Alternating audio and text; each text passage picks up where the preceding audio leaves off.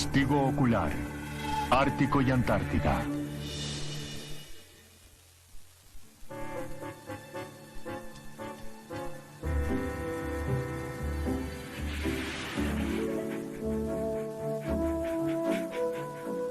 Ártico y Antártida.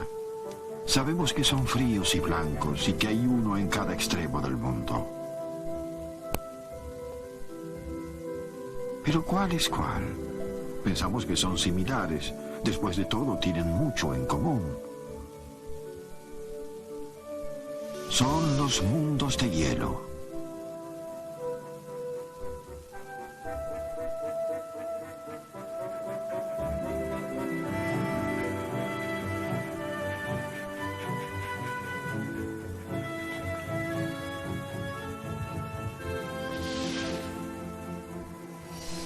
Hay quienes consideran al hielo cruel y sin corazón, lo opuesto al amor y a la calidez. El cuento de hadas de Hans Christian Andersen cuenta cómo un fragmento de cristal mágico penetra en el corazón de un niño de naturaleza alegre y lo convierte en hielo. Su corazón congelado lo hace indiferente y malvado. Secuestrado por la desalmada reina de nieve, olvida a su familia y va a vivir a su magnífico palacio de hielo. Allí aprende a preferir la fría perfección del cristal a la belleza de una rosa viva.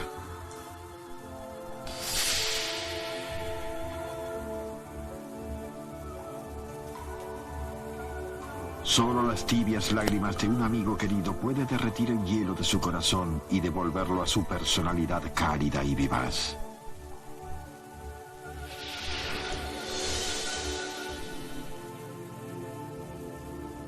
El hielo puede ser el enemigo de la vida, pero el mundo de los polos está lleno de una extraña e intrincada belleza.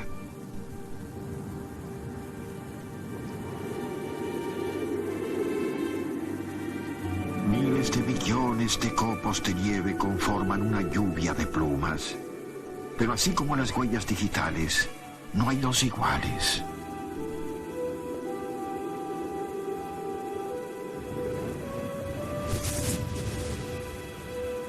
Y dependiendo de las condiciones del tiempo, existen realmente distintas clases de nieve.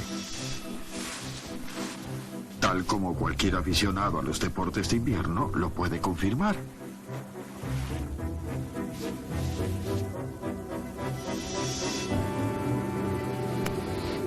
Gradualmente la nieve de caída suave se compacta en duro hielo.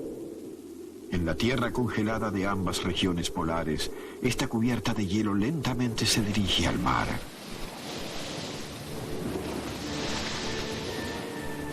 Trozos de hielo sólido que se quiebran y flotan en el océano abierto. Témpanos pueden ser del tamaño de Bélgica. Mientras viajan con la corriente, el viento y el clima los transforman en inmensas esculturas de hielo. Son reservorios flotantes.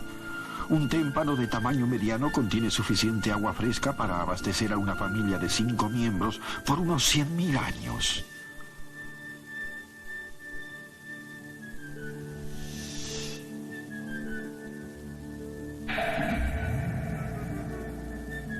Inmensos cubos de hielo. Con solo un 10% de su masa asomada a la superficie, son proclives a los encuentros peligrosos para la navegación.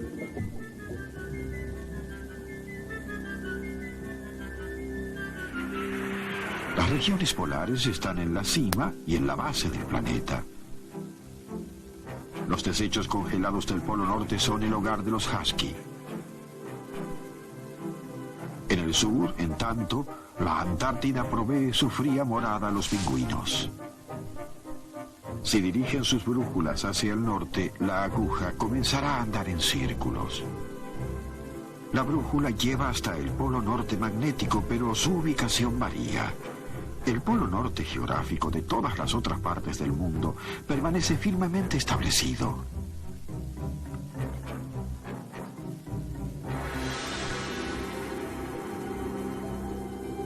Es el campo magnético terrestre el que nos brinda el espectáculo más grande de los cielos polares. En la mitología de los Inuits, la aurora boreal o luces del norte Son las antorchas de los espíritus que llevan las almas de los muertos hacia el paraíso. La inclinación del eje de la Tierra implica que durante la mitad del año cada polo está de cara hacia el Sol, constantemente de día, mientras que la otra mitad está alejada constantemente de noche. Pero aún con 6 meses de luz solar continua no se derrite mucho hielo en estos mundos congelados. El Sol nunca brilla perpendicularmente, por lo que sus rayos son más débiles que los que llegan al resto del globo. Aún esta suave brisa es reflejada por el brillante hielo.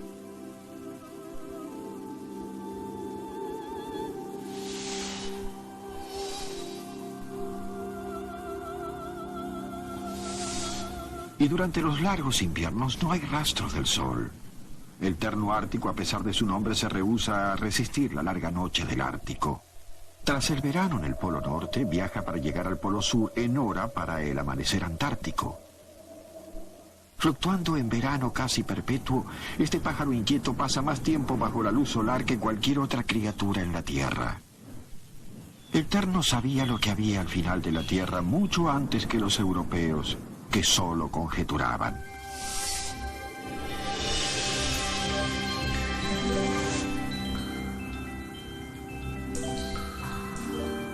Los antiguos griegos especulaban con que existían 2 tierras desconocidas. Primero bautizaron al Ártico llamándolo así después de que la gran constelación de los osos, Arctos, llegara a los cielos del norte. La tierra al sur fue bautizada por lo opuesto, sin osos, la Antártida. Imaginaban que estas tierras eran cálidas y fértiles. Pero estaban muy equivocados. La vida en los extremos de la Tierra es difícil. Aunque sus hogares están separados por miles de kilómetros, tanto los huskies como los pingüinos afrontan las mismas dificultades. Pero las regiones polares están lejos de parecer el reflejo una de la otra. Literalmente son polos opuestos. El hogar de los huskies, en el Ártico, es un océano cubierto de hielo, mientras que el hábitat de los pingüinos es un continente de tierra. Aun cuando es el Ártico el que presenta una larga historia de presencias humanas, como bien saben los huskies, cada polo tiene su propia fauna. Ninguna especie está en ambos polos. Existe una sola criatura no humana que visita ambos, el terno del Ártico. Mientras el sol del Ártico aparece, los ternos se enfilan hacia las zonas de apareo cerca del Polo Norte. No son los únicos con fiebre de primavera. Los visitantes llegan por tierra, aire y mar. Miles de caribúes y bueyes emprenden su viaje por rutas migratorias tradicionales hacia la Tierra del Sol de medianoche. Menos predecible es el camino de los lemmings. Son una parte vital dentro de la estructura alimentaria del Ártico. Todos quieren comerlos. Cuando los lemmings son poco numerosos, los ternos, las zorras del Ártico, los osos blancos, los lobos y los búhos de la nieve pasan hambre.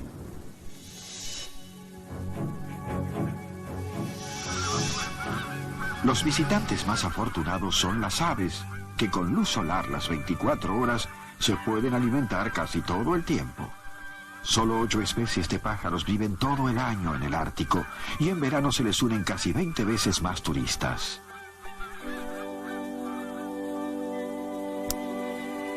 Un viejo mito inuit cuenta la historia de una mujer que accidentalmente extravió a un grupo de niños jugando. Llena de horror, vio cómo ante sus ojos se convirtieron en pájaros y volaron al cielo. Los niños jamás retornaron, y para mucha gente del Ártico, los aleteos de los pájaros son un recuerdo de las almas de los niños perdidos.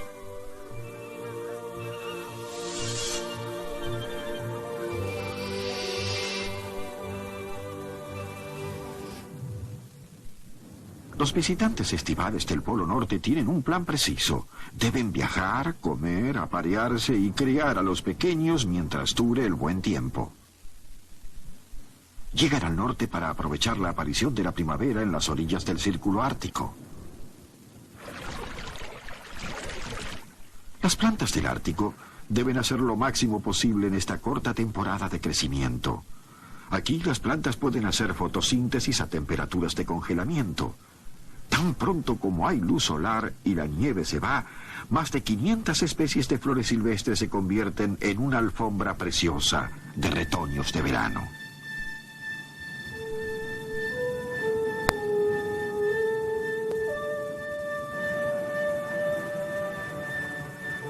Pero este despliegue exuberante es solo en la superficie.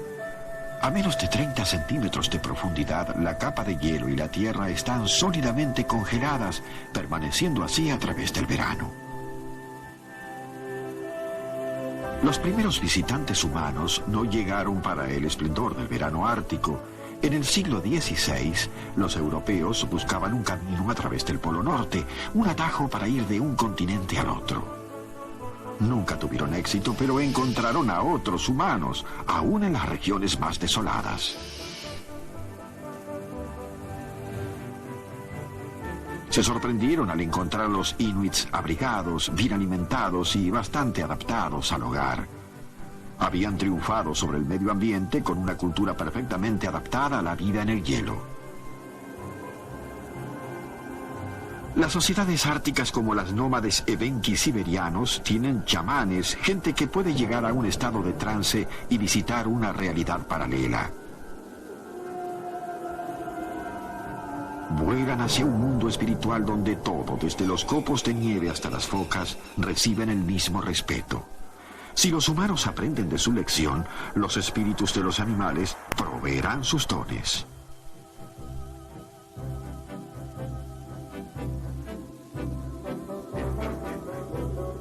Pero aún con la cooperación de los espíritus, los cazadores deben recorrer mucho camino para hallar los dones.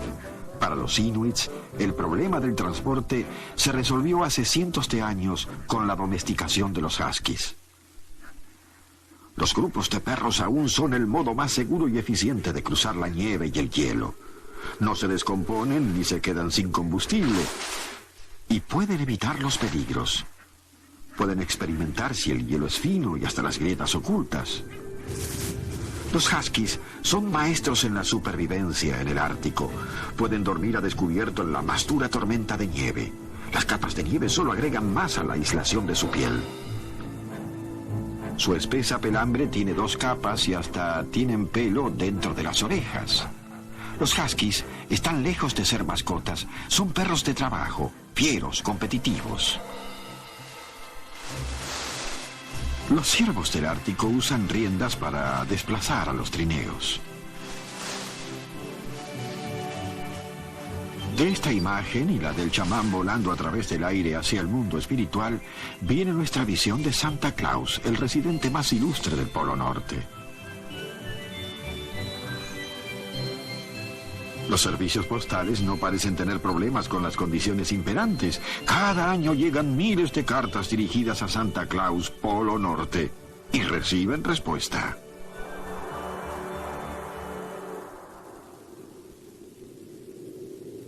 En el centro propiamente dicho del polo, a unos pocos kilómetros a la redonda, hay pocos visitantes veraniegos. No hay comida y hay muy poco refugio. Solo los habitantes permanentes pueden enfrentar esas condiciones. Afortunadamente, en esta zona el hielo es delgado, por lo que el mar comparativamente tibio con su fuente de alimentos es como una práctica despensa al alcance de la mano. De hecho, algunos de los residentes van directamente a la despensa. Solo emergen de vez en cuando para respirar.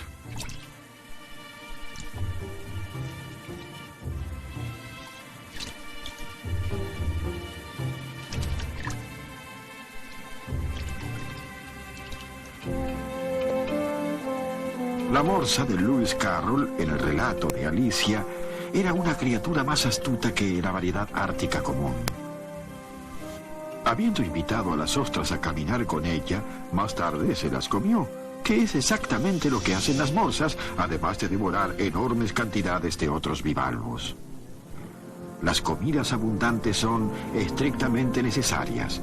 El Ártico no es un buen lugar para hacer dieta. La grasa de la morsa, unos 200 kilos del peso total, la isla del frío de las aguas polares, pero hace las cosas más lentas en la superficie.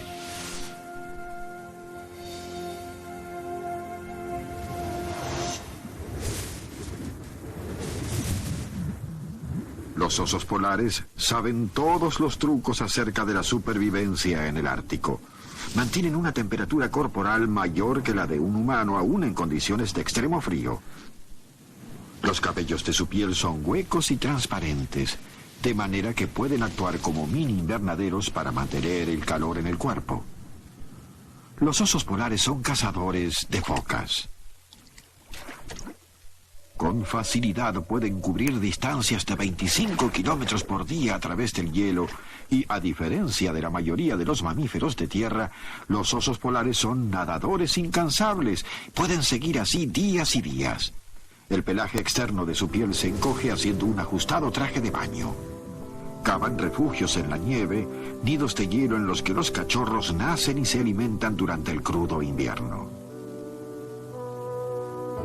El diseño del nido de hielo fue robado por los cazadores Inuit que necesitaban refugio durante las expediciones. Como los osos polares, usan las propiedades aislantes de la nieve para alejar el frío y permanecer tibios. Y a diferencia de una tienda, los iglúes pueden resistir las tormentas.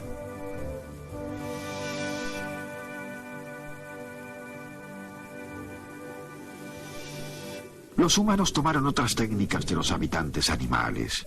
Copiaron un truco de los osos polares: esperar en los hoyos de respiración a que salgan las focas para adoptar sus pieles para cubrirse de los vientos amargos, además de usarlas para reflejar la luz solar en verano. A principios de siglo, el Ártico recibió un nuevo contingente de personas. Su extraño objetivo era llegar a un lugar en la superficie del hielo desprovisto e idéntico a los kilómetros de nieve que lo rodean. Competían por el sitio exacto del Polo Norte.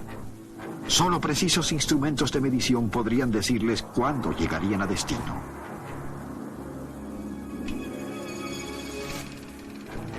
Dos norteamericanos, Robert Peary y su competidor Frederick Cook, gritaron victoria. Pero ahora parece improbable que alguno haya realmente llegado hasta ese punto. Pocos años antes, la fiebre polar había arribado al otro extremo del globo. Esta vez la competencia era entre un noruego, Roald Amundsen, y un inglés, Robert Falcon Scott, que se disputaban el aún más formidable Polo Sur. Amundsen siguió métodos inuit tradicionales, llevando huskies en su camino a la mitad del polo para impulsar sus trineos. El equipo de Scott decidió innovar. Llevaron ponis y se vistieron con lana en lugar de pieles. Las decisiones de Scott demostraron ser fatales. Los viajeros medievales, creyendo que la Tierra era plana, temían caer del borde sur del mundo.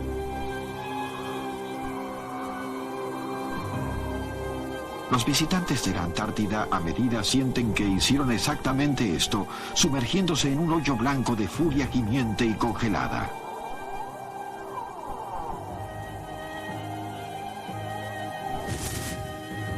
La distorsión de los sentidos es algo muy conocido en el blanco mundo antártico. Las ilusiones parecidas a milagros pueden parecer extremadamente reales. El equipo de Scott estaba convencido de haber visto la catedral de St. Paul. La Antártida es el lugar más frío del planeta. Con temperaturas inferiores a los 20 grados bajo cero, casi cualquier cosa se congela. Y hasta podría pensarse que para calentar la comida sería útil un refrigerador. Aún a pesar del frío, la Antártida es un desierto. Solo nieva una mínima cantidad por año que las feroces ventiscas amplifican. Pero la nieve se ha estado acumulando durante siglos. La Antártida posee las 3/4 partes del agua del mundo. Es el mayor depósito de hielo en el globo. La masa continental de la Antártida, que puede contener a Estados Unidos, está cubierta por una enorme capa de hielo de más de 1 kilómetro de profundidad. Y como si esto no fuera suficiente, la superficie se duplica en el invierno, mientras el mar que la rodea se congela. este es el cambio temporario más grande en el planeta. Con su anillo de hielo y rodeada por mares tormentosos, la Antártida recibe pocos visitantes. Nadie sabe qué clase de tierra puede haber debajo de esta restrictiva frontera. En el siglo XIX, el capitán Cook había navegado alrededor de ella, pero nunca pudo verla. Solo vio focas y ballenas. Los navegantes se sintieron atraídos con estas valiosas presas, y eventualmente hasta con el mismo continente. La fauna local resultó dar la bienvenida a los recién llegados. Sin anteriores experiencias con los humanos, eran curiosos y confiados, y como consecuencia a menudo terminaron como el plato del día del explorador. Los animales habían visitado la Antártida mucho antes. Era un lugar perfecto para el engorde. Diminuto, casi invisible, el plancton y también el krill convierten al mar en una sopa nutritiva. Las ballenas llegan por miles para comer, comer y comer. Y así como la ballena, el terno del Ártico duplica su peso durante su visita estival. Habiendo criado a sus polluelos en el norte, llega al sur para engordar. El albatros llega para aparearse, anida en verano y se queda a pasar el crudo invierno antártico. No hay casamientos apresurados aquí, un cortejo de 3 o 4 años es la norma. Cubiertos por una pelambre gruesa, los pequeños atraviesan el invierno antártico. Una vez que las crías crecieron, los adultos se marchan. A veces, durante años, sus patas no tocan la tierra. Eventualmente, sus alas gigantes habrán recorrido una distancia de ida y vuelta a la luna. Los marinos creían que este pájaro errante traía el viento. En un poema de Coleridge, el anciano marinero mató al albatros y el barco inmediatamente se estabilizó. Su tripulación pereció, exceptuando el marinero, que quedó condenado a errar por el resto de sus días, contando su triste historia a quien encontrara. Sobrevivir en las aguas heladas de la Antártida es una ciencia. La sangre del fantasmal pez de aguas heladas actúa como el sistema de anticongelamiento de un automóvil. El pez de hielo sigue nadando mientras todo a su alrededor se congela.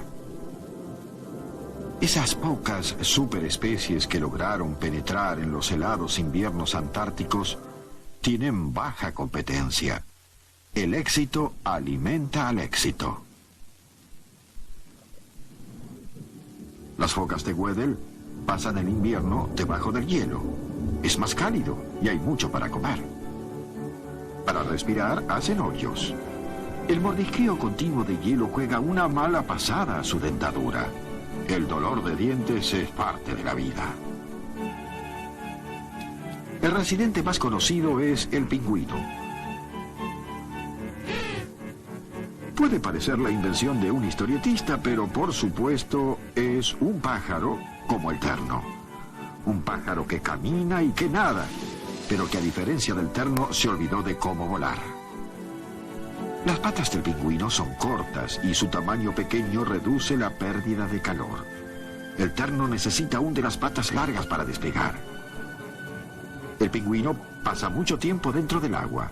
Se convirtió en aerodinámico, cubierto con plumas impermeables. El terno necesita de su cola y alas para volar, pero la cola del pingüino se hizo más tosca y sus alas poderosos remos. En el agua los pingüinos están a sus anchas.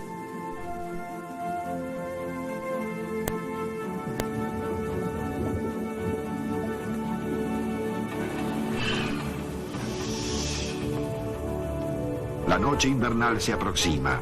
La fauna antártica comienza a moverse hacia el mar. Comparativamente, más tibio. Una criatura de todos modos se encamina en dirección opuesta. El pingüino emperador camina varios kilómetros a través del hielo y la nieve hacia la maternidad más fría del planeta.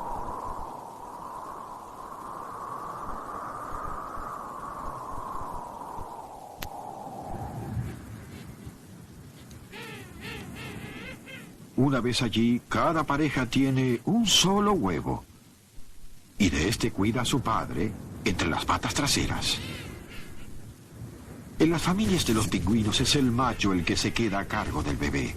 Sus patas pueden no ser muy grandes, pero es todo lo que hay entre el huevo y el congelador. Mientras las hembras vuelven al mar para alimentarse, los machos aguardan juntos. A medida que el oscuro invierno se cierne, solo el plumaje del macho puede combatir el frío. Durante 3 largos meses permanecen virtualmente sin moverse, sin alimento y solo con una bocanada de nieve por bebida. Las hembras regresan a su turno para cuidar al bebé, luego de que éste rompió el cascarón. Pero ¿cómo encontrar al emperador correcto? Todos los pingüinos se ven igual, inclusive entre ellos, pero no todos tienen el mismo sonido. Un padre en su búsqueda solo tiene que escuchar con atención.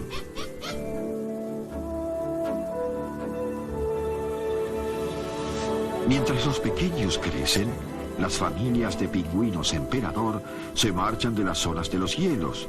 La tarea fue terminada una vez más.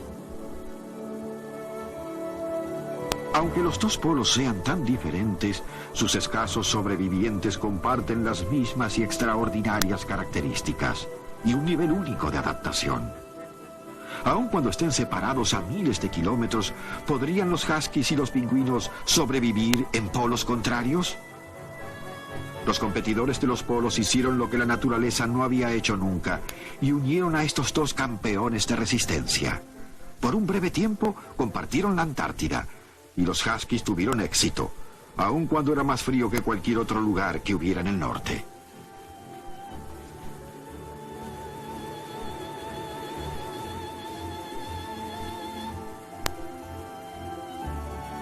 Pero en 1991 se decidió retirar a todas las especies que no eran oriundas de la Antártida. Y así los huskies regresaron a su hogar en el Ártico, dejando a los pingüinos su propio reino de hielo.